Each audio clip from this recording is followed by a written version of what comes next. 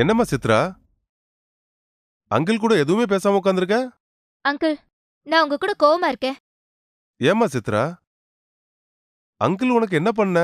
Uncle, நான் உங்களுக்கு அன்னிக்கே சொன்னேன், மணிமேகலை விஷயத்தை இதோட விட்டுடுங்கன்னு. நீங்க கேக்கலையே. ஏன் சித்ரா அப்படி சொல்ற? அப்புறம் என்ன அங்கிள்?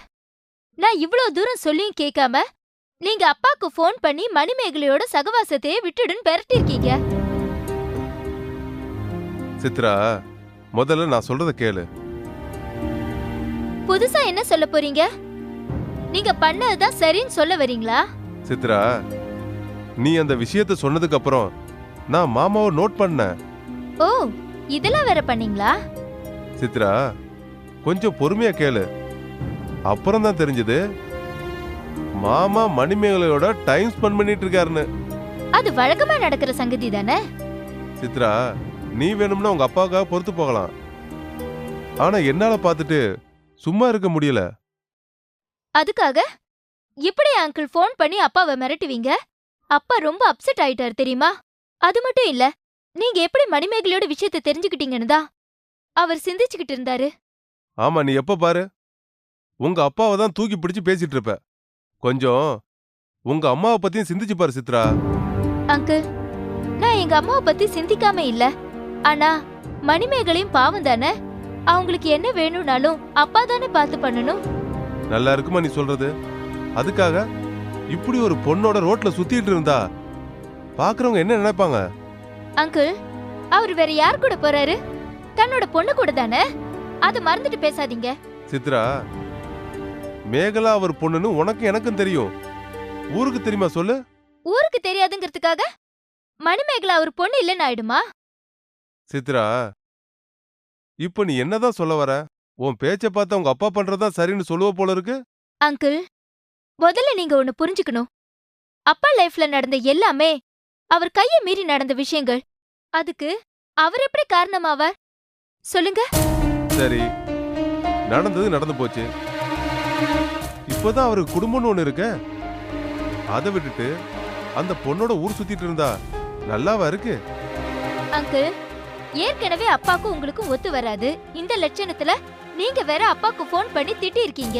இனி நீங்களும் அப்பாவும் சேர்ந்த மாதிரி தான். சித்ரா, உங்க அப்பா என்ன வில்லனா பார்த்தாலும் சரி, நான் எங்க அக்கா குடும்பத்துக்கு நல்லது பண்றதை நிறுத்த போறதே இல்ல. அங்கிள், உங்க நல்ல மனசு எனக்கு புரியாம இல்ல. ஆனா மணிமேகலையும் பாவம்.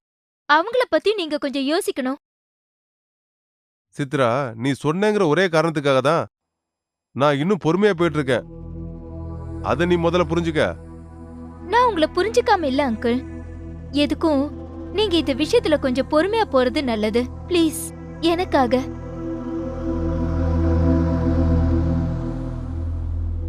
சரி, நான் பொறுமையாவே போறேன். அதுக்காக நீ அங்கிள்கிட்ட கோவிச்சுக்கிட்டு இருக்காத. சாரி அங்கிள், நான் கூட உங்ககிட்ட கொஞ்சம் டென்ஷனா பேசிட்டேன். மனசுல வச்சுக்காதீங்க. சரி, பரவாயில்லம்மா. எதுவா இருந்தாலும் எனக்கு ஃபோன் பண்ணு. ஓகே அங்கிள், பாய். பாய்.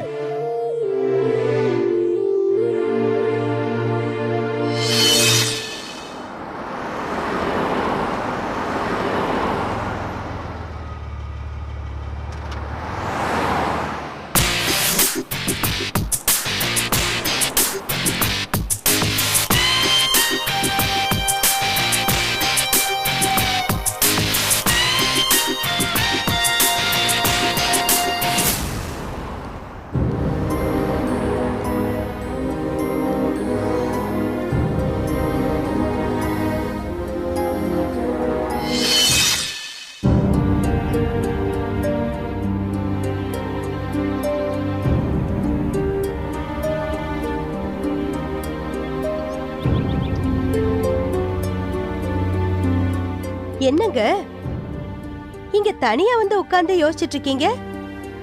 எந்த நாட்டு கோட்டையை பிடிக்க போறீங்க? எந்த நாட்டு கோட்டையே இல்ல, சும்மா தான் யோசிச்சுக்கிட்டு இருந்தேன். இல்லையே, உங்க முகத்தை பார்த்தா ஏதோ சீரியஸா திங்க் பண்ணிக்கிட்டு இருக்கிற மாதிரி இல்ல தெரியுது. ஏங்க, நானும் உங்க கூட இவ்வளவு காலமா குடும்பம் நடத்துறேன். உங்களை பத்தி எனக்கு தெரியாதா? உங்க ஒவ்வொரு அசைவும் எனக்கு தெரியுங்க. அப்படியா விஜயா? ஆமாங்க. ஏன் இல்லங்கறீங்களா? சரி, அப்படின்னா நான் இப்ப எதை பத்தி யோசிச்சுக்கிட்டு இருந்தேன்னு சொல்லு பாப்போம். ஆ, வந்து எதை பத்தின்னு சொல்ல தெரியல. ஆனா நீங்க எதையோ பத்தி சீரியஸா யோசிச்சுட்டு இருந்தீங்கன்னு மட்டும் சொல்ல முடியும். விஜயா, நீ ரொம்ப கில்லாடி. உனக்கு ஆன்சர் தெரியலனாலும் அதை காட்டிக்காம எவ்வளவு அழகா மழுப்புற பாத்தியா? யாருங்க, நானா? நீங்க தான் எதை பத்தி திங்க் பண்ணிட்டு இருந்தீங்கன்னு சொல்லாம வேற எதையோ பேசிட்டு இருக்கீங்க. ஒண்ணுமில்ல விஜயா, நான் மணிமேகலைய பத்தி தான் யோசிச்சுக்கிட்டு இருந்தேன். மணிமேகலைய பத்தியா? ஏங்க, அவளுக்கு இப்ப என்ன? பாவம் விஜயா, அந்த பொண்ணு எங்க ஆபீஸ்ல தன்னோட பிஹேவியர்ஸால கெட்ட பேர் வாங்கிடுவாளோன்னு தான் எனக்கு கவலையா இருக்கு. அதுக்கு நீங்க கவலைப்பட்டு என்னங்க ஆக போகுது? மணிமேகலைக்குள்ள புத்தி இருக்கணும். விஜயா, அதான் நான் ஏற்கனவே சொல்லியிருக்கேன்ல, அவ ரொம்ப இன்னசென்ட்மா. மணிமேகலை சித்ரா மாதிரி ஷார்ப் இல்ல. எங்க மகேஷ் கிட்ட போய் மாட்டிக்க போறாளோன்னு நினைச்சாதான் எனக்கு பயமா இருக்கு. ஏங்க, இதுக்கு நீங்க யோசிச்சு என்ன ஆக போகுது? இதுவே நம்ம சித்ராவா இருந்தா நாம கண்டிச்சாவது வைக்கலாம். இது அப்படி இல்லையே. மணிமேகலைக்கு நாம ஏதாவது சொல்ல போய் அவ அதை தப்பா எடுத்துக்கிட்டான்னா அப்புறம் நல்லா இருக்காது பாருங்க. விஜயா, மணிமேகலை எப்பவுமே பெரியவங்கள ரெஸ்பெக்ட் பண்ணி நடக்கிறவதான்.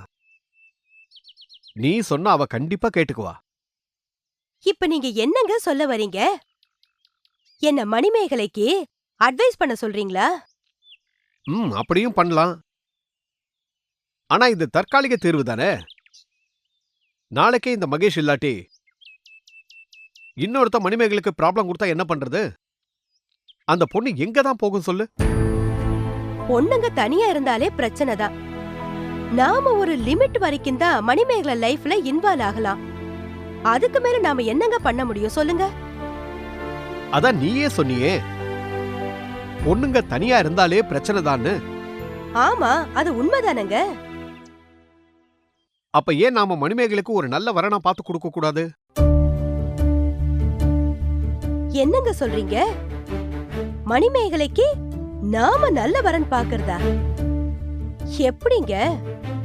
ஏன் விஜயா, இதுல என்ன தப்பு? அந்த பொண்ணுக்கும் வேற யார் இருக்காங்க? அவளுக்கு ஒரு நல்ல வரனா பார்த்து கொடுத்துட்டா அவ கல்யாணம் பண்ணிக்கிட்டு சந்தோஷமா இருப்பாள்ல. எங்களுக்கு ஏங்க இந்த வேலையெல்லாம்? இன்னும் சித்ராவோட ப்ரொபோசலையே ஃபைனலைஸ் பண்ண முடியல. அவ வேற பையனை பார்க்க வான்னா இன்னைக்கு நாளைக்குன்னு இழுத்துக்கிட்டு இருக்கா. இதுக்குள்ள நமக்கு இந்த வேலையெல்லாம் தேவைதானா? விஜயா, நான் சொல்றத கொஞ்சம் பொறுமையா யோசிச்சு பாரு. சித்ரா சின்ன பொண்ணு. ஆனா நீ இப்பவே அவளுக்கு ப்ரொபோசல்ஸ் பாத்துக்கிட்டு இருக்க. ஏன் ஒரு பையனை பார்த்து ஃபிக்ஸ் பண்ணி வச்சுட்டா நமக்கு நிம்மதின்னு தானே? ஆமா, மணிமேகலை சித்ராவை விட வயசுல மூத்தவ. அவளுக்கும் காலாகாலத்துல கல்யாணம் ஆயிட்டா நல்லது தானே? ஏங்க, சித்ரா நம்ம பொண்ணு. அவளுக்கு காலாகாலத்துல கல்யாணத்தை பண்ணி வைக்கிறது நம்ம பொறுப்பு. ஆனா மணிமேகலை நமக்கு யாருங்க? நமக்கு என்ன ஒட்டா உறவா? நீங்க மணிமேகலையும் சித்ராவையும் ஒண்ணுன்னு நினைச்சுக்காதீங்க. சித்ரா வேற, மணிமேகலை வேற. விஜயா, அப்படி சொல்லாத. சித்ரா வேற, மணிமேகலை வேற இல்ல. எனக்கு ரெண்டு பேருமே ஒண்ணுதான். என்னங்க சொல்றீங்க? நீங்க பேசுறது உங்களுக்கே நல்லா இருக்கா? எப்படிங்க ரெண்டு பேரும் உங்களுக்கு ஒண்ணாக முடியும்? இல்ல விஜயா, நான் தான் அடிக்கடி சொல்லுவேனே, மணிமேகலை என்ன தன்னோட அப்பா மாதிரி தான் நினைச்சுக்குவான்னு. நானும் அந்த அக்கறையில தான் அவளுக்கு வரன் பாருன்னு சொன்னேன். அதுக்காக நாம பெத்த பிள்ளையும் ஊரார் பிள்ளையும் ஒண்ணாயிடுமா? சித்ரா கிட்ட மட்டும் எனக்கு நீயும் மணிமேகலையும் ஒண்ணுதான்னு சொல்லிடாதீங்க. அப்புறம் அவ ரொம்ப வருத்தப்படுவா. விஜயா, ஊரார் பிள்ளைய ஊட்டி வளர்த்தா தாம் பிள்ளை தானா வளரும்னு சொல்லுவாங்க. நாம மணிமேகலுக்கு நல்லது செஞ்சா அந்த புண்ணியம் நம்ம பிள்ளைங்களுக்கு தானே வந்து சேரும். சொல்லு. ஏங்க, மணிமேகலை இந்திரனோட அண்ணன் பொண்ணு தானே? இந்திரனுக்கு ஏன் மணிமேகலை விஷயத்துல அக்கறை இல்லாம போச்சு? இந்திரனுக்கு மணிமேகலை மேல அக்கறை இல்லாம இல்ல. ஆனா இந்திரனே குடிகாரன். அவன் போய் மணிமேகலுக்கு வரம் பார்த்தா யார் கொடுப்பாங்க சொல்லு? அதுவும் சரிதான். சரி, இப்ப என்ன பண்ணணும்னு சொல்றீங்க? விஜயா, இப்ப பாத்தீங்கன்னா சித்ராவுக்கு எத்தனையோ வரம் கேட்டு வராங்க. ஆமா அதுல நாம எல்லாத்தையும் சித்ராவுக்கு பார்க்க போறது இல்லையே. ஆமா சரி, இப்ப நீங்க என்னதான் சொல்ல வரீங்க? அதுல ஒரு நல்ல வரனா பார்த்து மணிமேகலைக்கு பேசி முடிச்சா என்ன? பண்ணலாம் தான். ஆனா நம்ம பொண்ண கேட்டு வர்றவங்க வெளியில 4 பேர் அவளை பத்தி நல்ல விதமா சொல்றத கேள்விப்பட்டு வந்தவங்க தான். நான் அவங்க கிட்ட போய் எப்படி மணிமேகலைய பத்தி பேசுவேன்? அது மட்டும் இல்ல, கல்யாணம்னு வரும்போது பொண்ணோட அப்பா அம்மா பத்தியும் விசாரிப்பாங்க. அப்படி மணிமேகலுடைய ஃபேமிலிய பத்தி கேட்டாங்கன்னா நான் என்ன பதில் சொல்ல முடியும் சொல்லுங்க? இத பத்தி நீங்க யோசிச்சு பாக்கலையா? விஜயா, இதெல்லாம் நானா உனக்கு சொல்லி தரணும்? நீதான் பெரிய புத்திசாலியாச்சே. எந்த கிரிட்டிக்கல் சிச்சுவேஷனையும் எப்படி ஹேண்டில் பண்ணணும்னு உனக்கு மட்டும்தானே தெரியும். எங்க விஜயா பண்ணி முடிக்காத காரியம்னு ஒண்ணு இருக்கா? அப்பப்பப்பா, ரொம்ப குளிருதுங்க. ஏன் விஜயா, இந்த வெயில்லையா? எனக்கு ரொம்ப ஹாட்டா இருக்கு. இல்லைங்க, நீங்க வச்ச ஐஸ் தாங்க முடியல, அதுதான் குளிர ஆரம்பிச்சிருச்சு. ஓ விஜயா, இப்ப நீயே என்ன கிண்டல் பண்ண ஆரம்பிச்சிட்டல்ல? சரி சரி, நீங்க எதையும் திங்க் பண்ணாம வாங்க சாப்பிடலாம். மத்ததெல்லாம் நான் பாத்துக்கிறேன். அப்போ மணிமேகலைக்கு ஒரு நல்ல வரன் பார்க்க போறேன்னு சொல்லு. நீங்க இப்படி கஷ்டப்பட்டு ஐஸ் எல்லாம் வச்சு கேக்கும்போது பார்க்காம என்ன பண்றது? பேசாம நான் தரகர் வேலை பார்க்க ஆரம்பிச்சேன்னா நல்லா இருக்கும்ல, நல்ல பணமும் வரும் இல்லைங்க? வரும் வரும் விஜயா, வர வர உனக்கு கிண்டல் ஜாஸ்தியா போச்சு. எனக்கு சப்போர்ட் பண்ண என் பொண்ணு பக்கத்துல இல்லன்னு தானே இப்படி என்ன நீ வாரிக்கிட்டு இருக்க? பொறு, எனக்கும் காலம் வரும், அப்ப பாத்துக்கிறேன். பார்க்கலாம் பார்க்கலாம். சரி வாங்க சாப்பிடலாம். நீ போய் எடுத்து வை. ஆடி அசைஞ்சு திருவாரூர் தேர் மாதிரி போய்கிட்டு இருக்க. வேகமா போடி.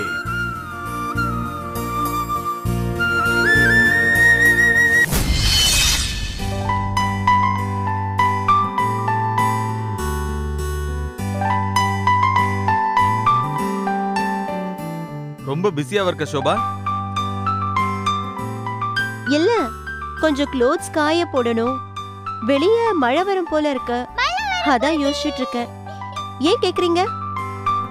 இல்ல, உன்கிட்ட வீட்டையும் பத்தி பேசலாம்னு நினைச்சேன். அப்போ அவரை வெளிய விட்டுட்டீங்களா? இன்னும் இல்ல, ஆனா எல்லா உண்மையும் சொல்றேன்னு சொல்லிட்டான். சொல்லிட்டாரா? இப்போ உங்களுக்கு புரிஞ்சிருக்குமே வீட்டைய மேல எந்த தப்பும் இல்லைன்னு. உன்னோட பேச்ச பார்த்தா வீட்டியமோட சரித்திரமே தெரிஞ்ச மாதிரில பேசுற. ஏதோ பாஸ்கரோட சாவுக்கும் வீட்டியம்க்கும் எந்த சம்பந்தமும் இருக்க கூடாதுங்கிறது தான் என்னோட வேண்டுதலே. ஏன் அப்படி பேசுற? இல்லனா உங்க பழி வாங்குற உணர்ச்சிய தொடர்ந்துகிட்டே போயிட்டு இருப்பீங்க ராகுலன். ஆனா நீ நினைக்கிற மாதிரி இல்ல. அப்படின்னா? ஆமா, பாஸ்கரோட பணத்தை சுருட்டி அவனை கடனாளி ஆக்கினது வீட்டியம் தான். அத அவனே ஒத்துக்கிட்டான். கடவுளே, என்னால நம்பவே முடியல. சரி, இப்ப என்ன சொன்னாரு? பணத்தை தரேன்னு சொன்னாரா? பணத்தை வாங்கி நாம என்ன பண்ண போறோம்? பாஸ்கரோட உயிரை வாங்கிடலாமா சொல்லு? அப்ப இதுக்கு என்னதான் முடிவு? நாம இப்ப பண்ணிக்கிட்டு இருக்கிறது தான் சரியான வழி. என்ன சொல்றீங்க? வீட்டியம் வெளியே விடுறதுக்கு முன்ன அவன் பிசினஸ ஓரம் கட்டிடுறேன். அதுல பாதி வேலை இப்ப முடிஞ்சு போச்சு.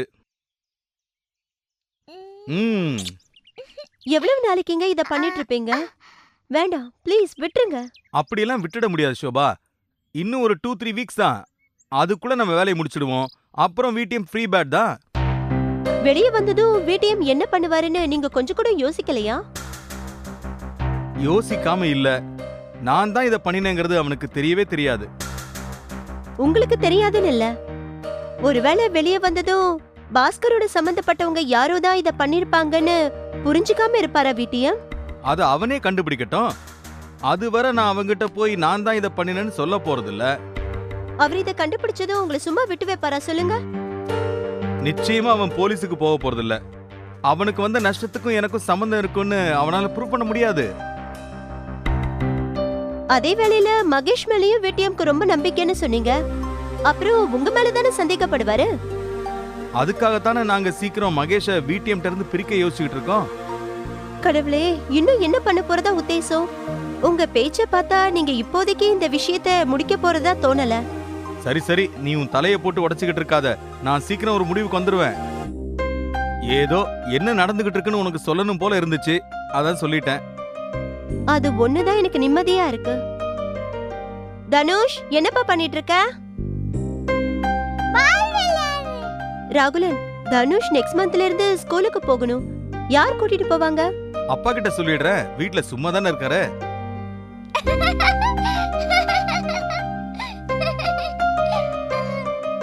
வேண்டாங்க, பாவம் அவரு. ரொம்ப ஏர்லியா எழுந்துக்கணும். ஸ்கூலுக்கு நடந்து வேற போகணும். அப்பாவுக்கு நடந்து போறதுனா ரொம்ப இஷ்டம். நீ ஒன்னும் வருத்தப்படாத சோபா.